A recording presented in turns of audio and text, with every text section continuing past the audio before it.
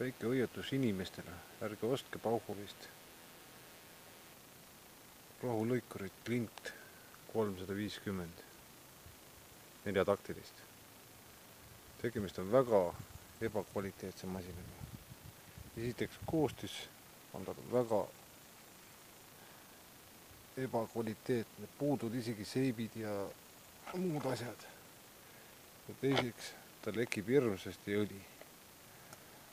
Juba esimese käivitamisel ajas õli läbi, sest tehtud on tal väga ebakvaliteetselt.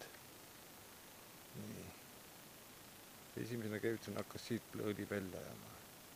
Ma ostsin ta 12. mail ja 24. juulil oli ta juba läbi. Ja põhjuseks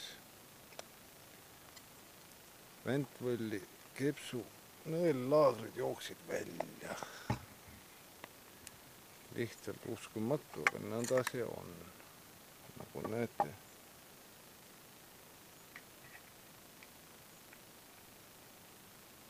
Lihtsalt paistab, et nõelad jooksid siit välja. Klõks. Tekkis klõbin sisse. Algul arvasin, et klapid. Mis selgus, hoopis Ventvõlli kepsu nõellaagrid.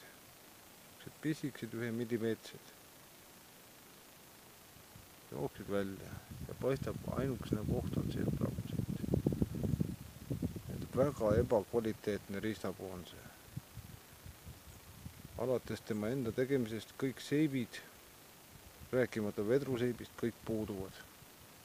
Inimesed, olge selle masinaga ettevaatlikud, sest see on väga ebakvaliteetne riistapuu.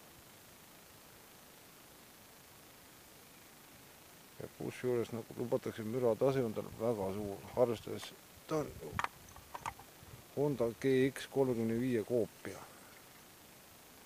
Aga müra tase on tal ikka väga suur. Hondal on ta kuskil 90 detsibelli peale, siis siin on 113. Pole vahet, kas ta on 2-taktiline või 4-taktiline. Ventvõll läbi on kogu masin. Uus ventvõll maksab $127. Eurodes ta teeb, mis ta teeb, 110 eurot. Sellest on juba mõttekam uus osta. Bauhofist kui ostate, siis jätke meelde, Klint 4-taktiline CL 360. Ärge ostke, see on tehtud juba ebakvaliteetselt ja vastupidi. Ja kogu aeg õli lekkis, pidi kogu aeg juurde panema. Et inimesed, olge ettevaatlikud.